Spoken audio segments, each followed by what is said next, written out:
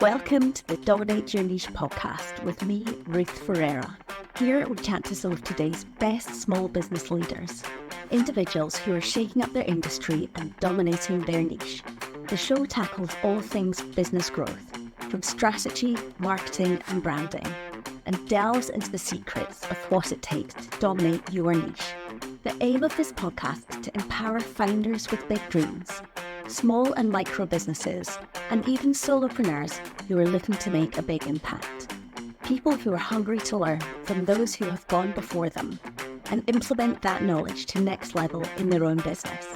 So welcome, lean in, and then go take action to propel yourself towards dominating your niche in your small business.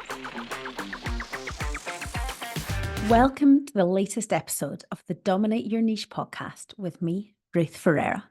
Today, I'm so excited to introduce you to Deborah Richards, the managing partner and founder of Madison's residential estate agents. Deborah founded the business back in 2012. Having had a successful career in the financial sector, she then saw a distinct lack of customer care and cohesion in the process of selling a property. Her ethos for the company is excellence is not a skill set, it's an attitude. She aims to be the very best, showing genuine care to her clients. This ethos has fueled major growth through word of mouth. Other themes that came up include using a disruptor rate, starting cheap, also giving yourself space to find the answer and bringing the best out of your team. A beautiful, inspiring episode. I can't wait for you to listen. Hi, Deborah. Welcome to the podcast. Thank you very much for having me. Oh, it is my pleasure. So, Deborah, you've had quite an interesting career transition because you had a successful career in financial services, and then you were inspired to move into the property sector and set up an estate agents. So I'd love to know what prompted that move. What was your inspiration? I'd love to say there was some sort of like groundbreaking light epiphany moment, but basically I'd got into banking kind of by accident, really. I sort of graduated from university and wasn't really sure what I wanted to do, but thought I would just apply to most of the banks for their graduate schemes and managed to get on one, but kind of always thought I'm not going to do this forever. And suddenly then I was 40 years old and finding that I was feeling like I was doing it forever. Oh gosh, yeah. And yeah, it was kind of one of those things where as well, where, you know, banking, you sort of work up and you do well and the salary gets quite good. And before you know it, you're kind of in a bit of a trap, really. Yeah, I was going to say you get trapped because your lifestyle expands to the salary. Exactly. You need to keep some level of income coming in. So it's quite a brave move then to move out of it. Well, I sort of hit 40 and they said that they were basically announcing a voluntary redundancy program. And I just thought it's now or never. And of course, what the redundancy program gave me was a cushion to kind of think it will bank some income for a little while. So I left, didn't know for 1 minute what I wanted to do, but I'm a great believer that until you give yourself space in life, the answer probably won't come to you because it can be a bit like a hamster wheel. So I then left. We got a new dog. I had 3 months walking the dog. I love it. Then I started to find that I really, really missed people contact. That was the biggest thing for me that I missed of my old job. I'd become a private banker, so I was looking after ultra sort of high net worth individuals who had really strong relationship with. So I really, really missed that element of people contact. And I thought, what could I do that has people contact and property, which had always been a passion of mine. I was a serial property renovator. I was always doing up houses off the side of the desk, and I thought about being an estate agent. The reality is estate agency doesn't pay very well, to be honest. And also I didn't feel there were any agents that I'd particularly been inspired by, where I thought that is how I would like to deliver estate agency. So I kind of had this mad, slightly insane moment where I thought, well, I'll set up my own estate agency. And it was as simple and as weird as that, really. Where were you when you had the thought? I was out walking my dog at the schools of Summerhill, actually, which is where my older 2 children went to. And I always remember a really good friend of mine who was a banker at Coots saying to me, if you actually enjoyed what you did, you could be awesome. And I remember thinking, what can I Harsh do? but true. Very true, very true. Because I loved meeting my clients at Coots and before that Barclays, but I just got really bored whenever I was talking about their investments. But if they mentioned they were moving house, I was all over it. Mm. So yeah, I just sort of had those words were ringing in my ears, and I just thought that's the answer. Let's get going and do this. And just how hard can it be, really? Amazing. Set So you up kind found of your thing. passion. I did, yes, definitely. And how hard was it? It was unbelievably hard. I mean, I laugh because how hard can it be? You know, the oh, reality and the idea are very different. totally. I think you have this thought that basically you've got this really great idea and you're going to do a bit of advertising, and suddenly everyone's going to know about it, trust you, and instruct you to sell their property. And I came to it with zero experience. It wasn't like Mhm. I could rebrand, Deborah Richards is leaving X estate agent to set up on her own. I hadn't even been an estate agent.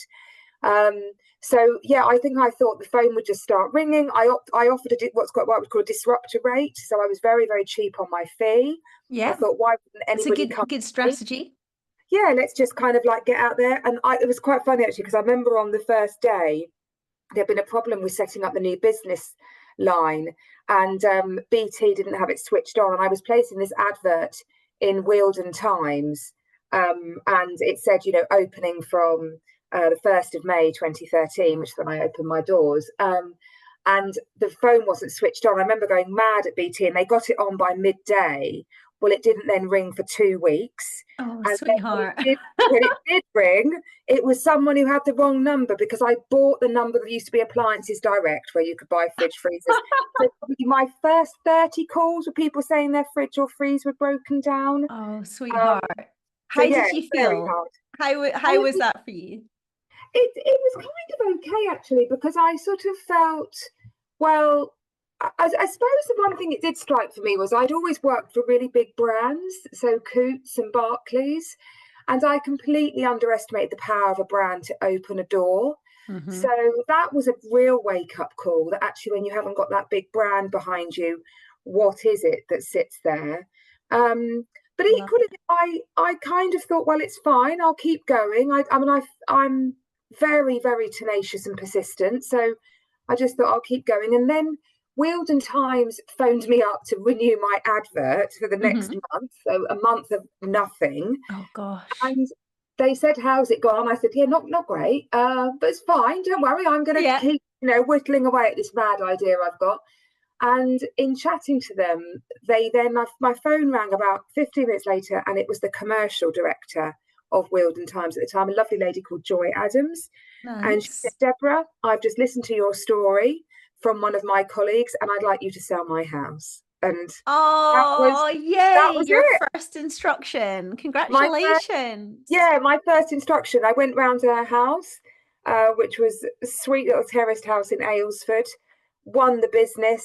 I've still Good got a girl. photograph of the check that I received on selling that property. Oh, And from there, it started to then spiral and grow, not quickly at all, but better.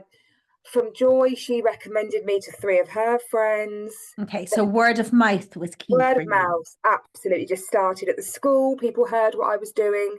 I'd always get thrown, though, the tricky ones, the ones that hadn't sold with another agent. That was Mm, very much what I'd be given. that So became your niche, did it? totally, yeah, Okay. absolutely, absolutely. And I still love that niche now. That is still my Mm, passion. A listing that hasn't sold with another agent. I absolutely love it. love that. Um, so yeah, so then it grew quite quick, and then I would say it was probably from the pandemic that it absolutely skyrocketed. Yes, I would say that because was your the moment. niche, am I right in thinking it's that million plus is you sell very nice houses, is a We subtle way do. of putting it.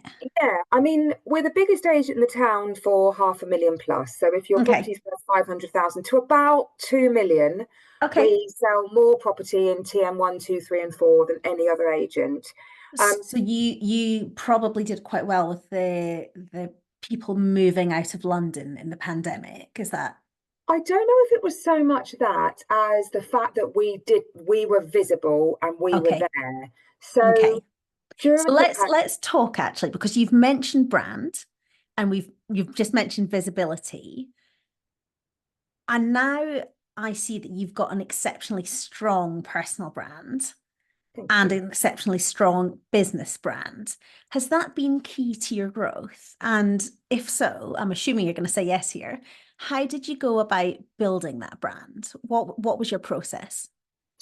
I like to sit here and say it was a really deliberate kind of I sat down and did this brand guidelines and what I was going to be about, but it was more a kind of an output of just what we put into the machine, I guess. Mm-hmm. So everything that we I deliver is about being the very, very best that you can be with a genuine kind of care, understanding, and empathy behind it.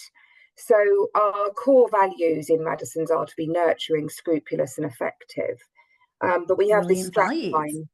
Yeah, we have a strap line that sort of runs everywhere, which is excellence is not a skill set, it's an attitude. And that for me, it was more a byproduct of just doing everything that I could to the very, very best of my ability to try and get this business that I had, this idea that I had off the ground. It was all about winning the next pitch, getting the next recommendation. So everything that we do, if you think about the various steps of selling a property, is about delivering excellence. So Mm, I would say our brand has become synonymous, not with essentially high value, but nice stock, I would say. We're mm, known for selling nice properties.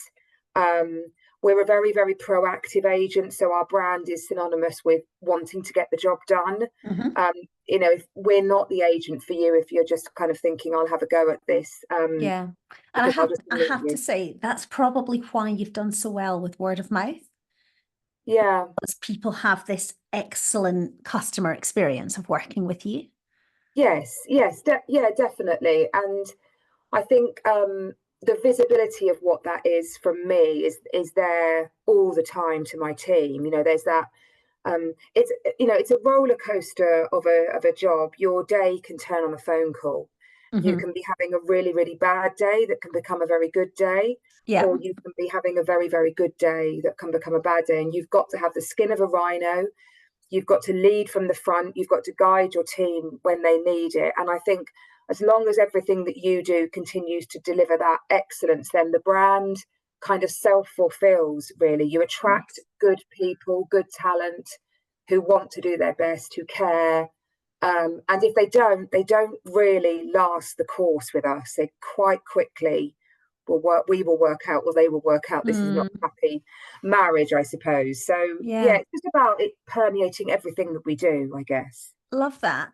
And how do you find the leadership aspect of running a business? Because a lot of people start a business and then realize as they build a team that there's a whole new skill set that they need to learn. How have you found leading your team?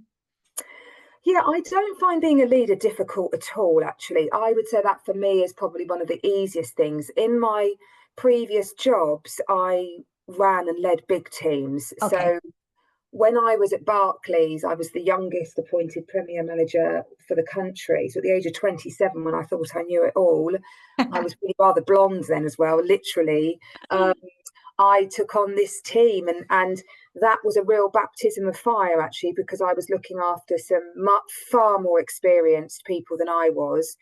And I learned very quickly that you have to have both positional respect, but also a respect by being the expert and mucking in with your troops and getting your hands dirty when you need to. So I've always been told in many of my jobs that I was actually quite a born leader. I suppose I never really thought too much about what that actually meant, Hmm. and just thought it was a bit of a throwaway comment, really. But I suppose now in Madison's, I would say that I am very much a leader from the front. I'm very visible.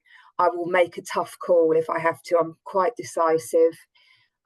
They see that I work phenomenal hours and have the greatest respect there. Um, and I guess hunt and win quite a bit of business and have built up this big brand. So there's enormous respect, I would say, from my team both ways.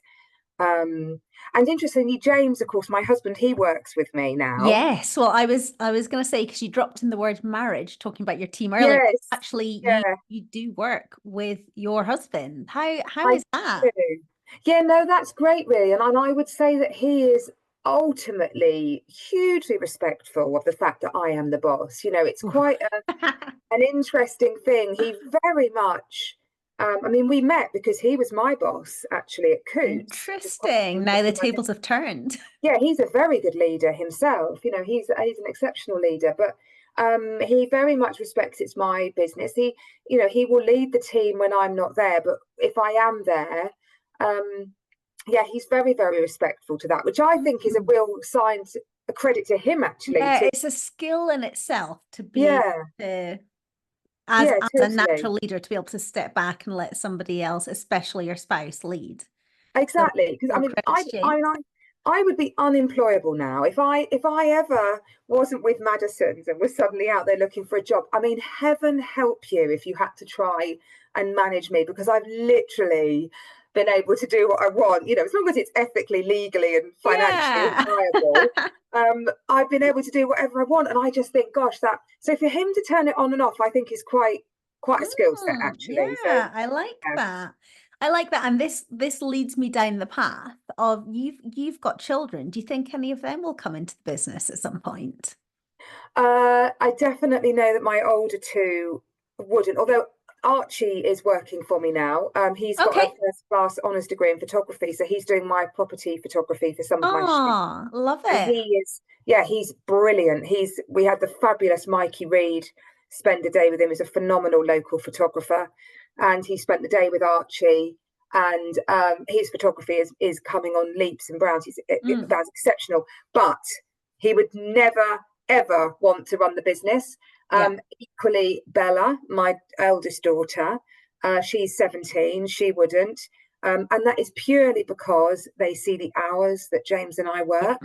But interestingly, my little Esme, my late surprise child, who's only 8, she is so proud of Madison's.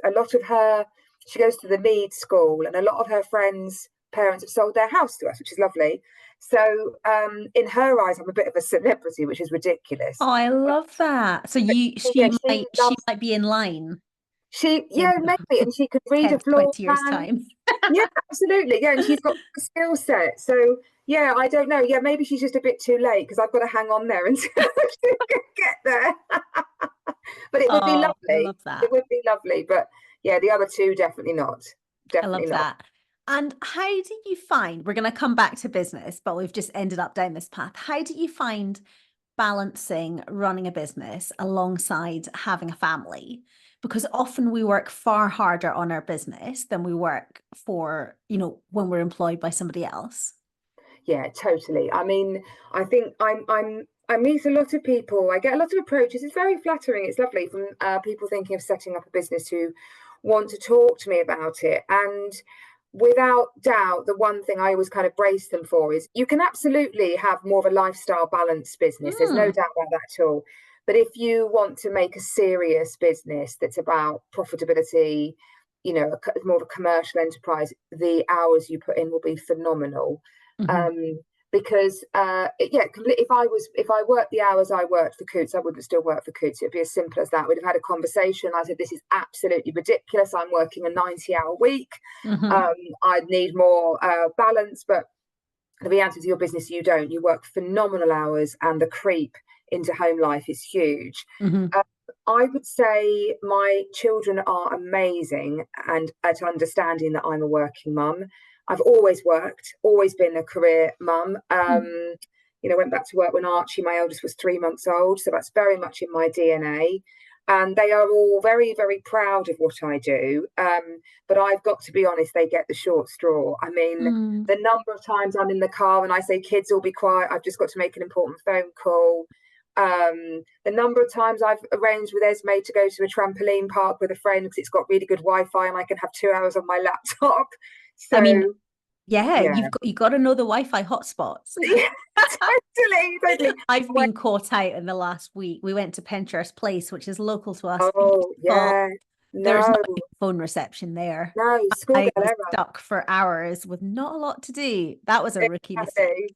Exactly, exactly. So, yeah, I mean, the one good thing it does give you, of course, is complete freedom over your diary. So Yeah. you can literally, you can be at every event that you want to. And I do really try to do that. I try to be a very visible mum in terms of sports days and, things like that, and help out at the school events and things. But yeah, generally, the work-life balance is Yeah. actually the work. I would probably say my kids get quite a fair share of me. The Madison's is my fourth and most hungriest, most demanding Yeah. child. So that definitely gets a lion's share of me. And then James probably misses out in terms of the attention he gets. And certainly bottom of the pile is me. So Yes. And that's yeah, often the way, isn't it? The yeah, working mum. nothing left. Bless you. Listen, that's a whole other conversation. Are you ready to grow your business this year? Join me for Supercharge Your Month, a 60-minute clarity and strategy workshop to reflect, plan, and get super strategic to make your growth dreams a reality. The first Tuesday of every month at 10 a.m. for just £97, or free if it's your first time. My gift to you. Book on now via the show notes. See you there. Talk to me about building your tribe. So we've touched on team. You've got a great team around you in the office. But something that I've seen, and definitely how I came to know of you years ago when I moved to the area, was that you've got a very strong network as well. How has Yes. your network played a part in building your business? And is there anything you've done strategically to help with your growth? I think the reality is a part of it is accidental and part of it is much more purpose driven. So I joined various networking groups when I first started my business. I was a member of one for a number of years, which was it was a very, very nurturing and supportive group, but I didn't get much business out of it. So Mm. I then joined BNI, the fabulous Debbie Harris of Autumna, and Chosen with Care approached me to go to BNI, and I went, and I loved the buzz of the room. I loved the kind of the business focus of it. I felt it was very driven. And so I joined that, and I was a member of that particular network for 8 years and Mm. was a huge contributor to it. The reality is, in my walk of life, I come across the desire to pass referrals all the time. It was so easy for me Hmm. to pass referrals across to plumbers, electricians, solicitors, surveyors, tree surgeons, roofers. Yeah, Oh, all of the God, above. just yeah, exactly. Must have been the most popular person in the room. Yeah, it was quite nice. Yeah, I got the little badge that said that I passed over £2 million worth of business. Oh, It I was love it. lovely, Congrats. lovely. I left though because something had to give. I was just it happened when I was in the middle of building my house, and that was an intense experience. And I was literally running on empty, and I thought something's Mm. got to give. And sadly, I said I'd take a break, and then it gets hard, I think, to go back as time goes on. So Yeah. I think there was that very deliberate network. But then the other network is probably as a result of just when you sell someone's house, it's like a really short, intense friendship. And you Yes. know everything that's going on in their life for a period of time. And I think therefore my network grew from having this really involved relationship with so many people who would recommend me to someone who would recommend me to someone. And so it would grow. So yeah, I do go out in the town. I struggle to walk too far without bumping into someone I know, but that's lovely and I I enjoy love that. So that. Yeah. And it's nice. do you keep in touch? Do you send Christmas cards or anything, or just bump into them at Yes. Sainsbury's? Yes, we do. We keep in touch through sort of Christmas cards, anniversary cards, birthday cards. We should do more on it really, but it's just like everything, it's just so You can't do frenetic everything. busy. No, exactly. It's funny as well, you get very, very close to one of my very early sales, a lovely lady called Susanna. She was probably the only one of my sellers that I've ever kept in contact with.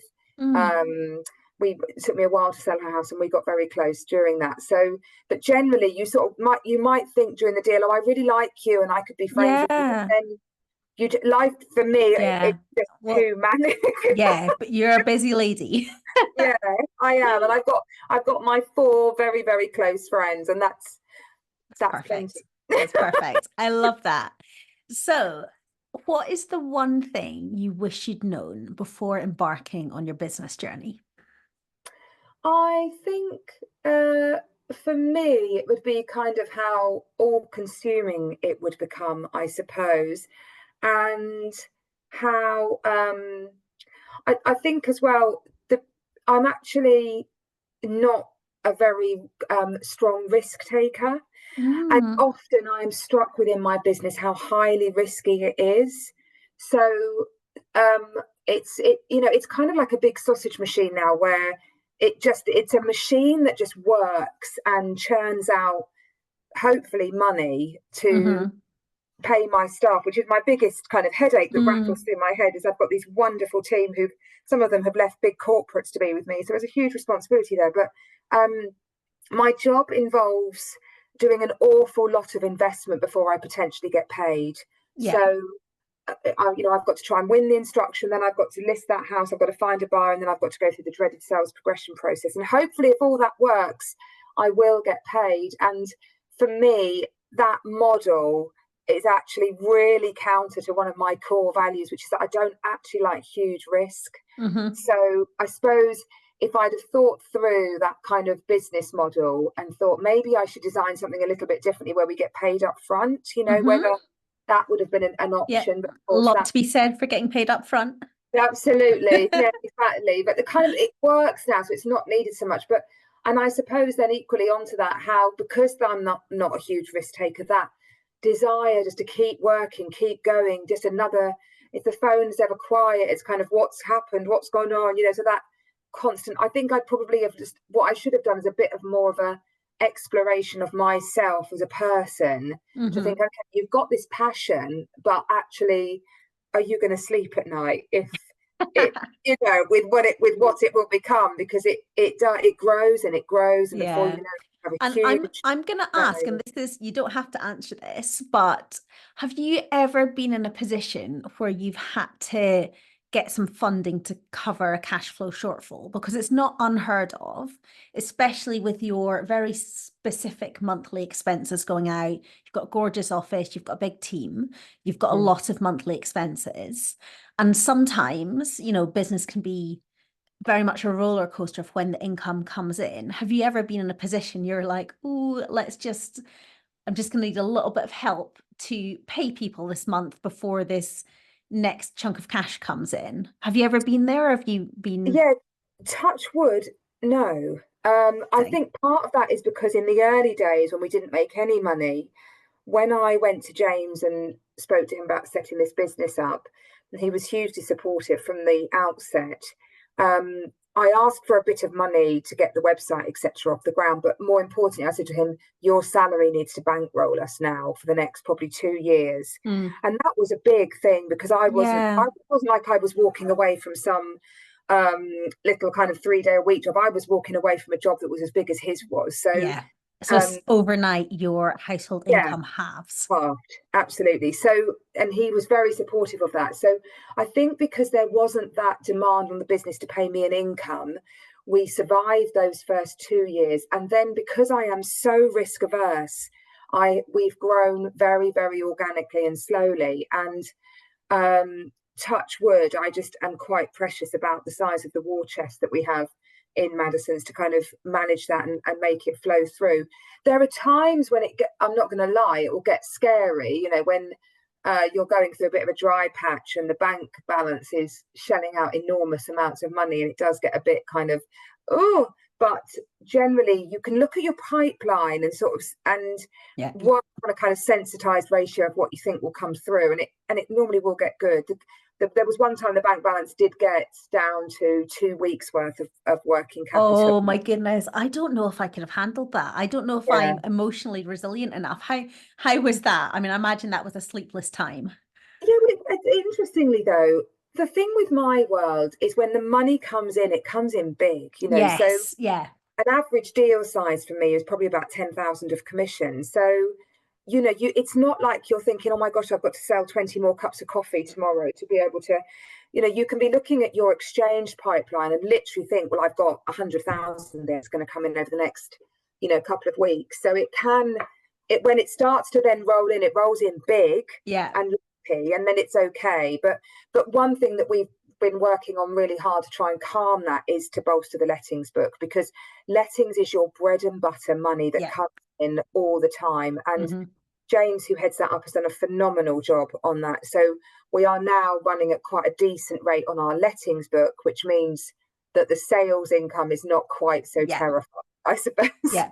And that's actually a really good learning for any of our listeners, is to have elements of your business where there is that consistent monthly cash flow alongside the big chunks of cash coming in. Whereas if you have a model that is just one of those two, it can either get very boring and very repetitive, depending on what's coming in each month, or it can get a bit scary. So it's nice to have that regular income that covers your costs, and then to have that bonus chunks of cash coming in. Yeah, So definitely. Yeah. always worth looking at your business model and seeing if that's possible. Absolutely.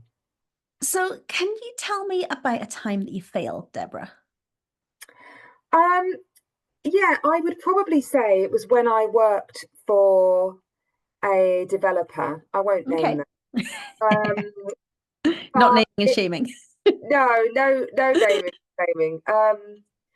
Failure is something that I'm not very good with, I will be honest. And often my fear of failure motivates me more than the desire for success. So interesting. I don't particularly like failing much. And throughout my life, I'm definitely not the brightest person out there. I don't have the best ideas, but what I do have is I am a phenomenally hard worker. So I was going to say, I would say tenacious. It's a really good word to describe you. And I kind of feel like anything you want is within your grasp, really. So I've genuinely not failed as many times as I probably should have done, because I've been an absolute geek and a girly swat who's just beavered away. There was one time I didn't get a big job that I was going for, and that was a salient lesson because I hadn't prepared for it enough, and I was really shaken by that. But I then, when with Madison's, where I failed quite astronomically, was back sort of like in the mid zone, I would say, so probably like about 2017. So business had been going about 4 years, just had that Brexit vote, market went very odd for a couple of years, but I didn't have huge overhead, so it was kind of okay then. And I won a phenomenal piece of business from the big boys in the town, to win some new homes, to sell some new homes. So it was a site worth about 8 million, which would be about 80,000 of commission on the 1%. So, it was a really big deal to me. But I failed astronomically at selling those properties. Oh, no. Oh, yeah. Gosh. That must actually be quite a painful fail as well, because there's a lot of pride on the line with that. It's quite interesting, really. When I walked away from Coutts, I vowed that I would never, ever work with anyone again that I didn't want to work with. Okay. So to have that option to think, I just don't want to pick up the phone to you. I just, for whatever reason, it's just not a pleasant experience. So I just don't want to have to do that with you. So this particular developer was not pleasant to deal with. They made my life an absolute hell. And I was constantly kind of like on the edge of my seat as to whether I was going to be instructed, disinstructed. They asked me to value the sites before they went to market. They then said they wanted me to get the 20% uplift on them, which I should have stood firm and said, no, that's not going to happen. They wanted me to start selling the sites when there was still all building work going on. They didn't have a show home. It looked dreadful. They badgered me all the time. So it was one of those ones where actually, although I failed and I didn't sell a single unit, and another agent came in and cleaned up after me because the site was then all done and finished, and they'd learned from my experience of what the true price was, but I was actually quite relieved to not have to. And it was a real salient lesson for me again of actually, if you don't want to work with someone, then just don't. Yes. Really. There's a lot to be said. Like if your gut feels wrong, don't go there. Yeah, absolutely. Love that. So, yeah. So listen, I'm trying to do the maths here. You're 12 years into your business, aren't you? Yes. 12 years in a couple of weeks. So if you could give yourself some advice 12 years ago, what would it be? Scale up quicker, definitely. Don't be so scared to employ really good people fast. I think one of the problems with me is I held on to too much of the business for too long, and I still do that now, really, which is why I still work ridiculous hours. And the reality is now I shouldn't have to, really. I should be able to be on the business more than in the business. So I would say, take a stronger step sooner, get really great people around you who can relieve your load. Every person I've ever taken on has more relieved other bits of the business rather than what I do, if that makes sense. So I think I would just say, just go for it quicker, scale quicker, get great people in, and have more of a work-life balance, and trust that the machine that you've built will continue just to deliver returns, really. Love that. It will continue. Love that. Are you going to take your own advice now? Yes, I am. Just wondering. Yeah, no, definitely. I've had a bit of an epiphany moment, which is actually, I really want a really good me in the business, because I have so many ideas of things I want to do and things I want to try. And one thing I have learned about myself is I am an entrepreneur. I never would have said I was for 1 minute when I did this, but I am, because I see things do differently. I think of trying things differently. So I want to be able to have the time and the headspace to do that more. But the only way I'm going to do that is if I still want to do the job. I still want to go out and value and list, but I just need to do slightly less of that. You need the time to be the CEO. Yeah, totally. But getting the right person in to do it is crucial. And this is the problem, you see, when you work for a corporate, they protect you from everything except doing the job they're paying you to do. So if you want a new person, you phone HR, and 4 weeks later they arrive. When Christmas. You run your own business, you are HR, finance, legal, everything. So that's sometimes the problem. You have a good idea, but you just haven't got the capacity, bandwidth to deal with it. So I've got to give myself time to do it. Yeah. Now, if Deborah 12 years ago were to knock on the door of what I think you're at home in your gorgeous house that you've built for yourself, if she were to knock on the door today, what would she say to you? What would her reaction be to where you're at today? It's an interesting one, actually, because I think sometimes when you're be careful what you wish for, really. When I set up Madison's, I had visions of having high street premises, staff, having a business that all just carried on whether I was there or not.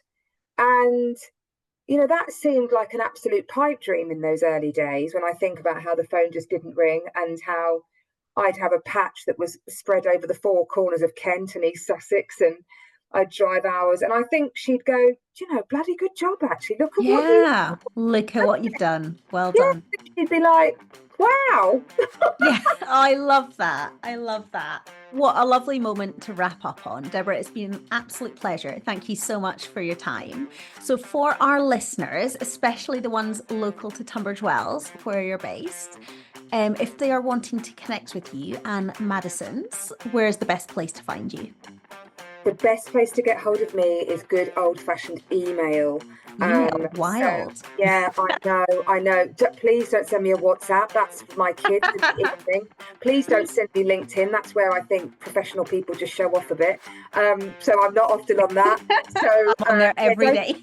Don't send me a Facebook or Instagram like or anything like that. Email Deborah, spelled the long way, DEBORAH @madisonsresidential.co.uk. I live in my inbox. So I love that. Well, thank you so much. It's been a real pleasure. Oh, thank you, Ruth. Thank you so much. Thank you for listening today. If you like what you hear, please hit subscribe and leave us a review. Even better, come connect with me, Ruth Ferreira, on LinkedIn and Instagram. I'd love to get to know you.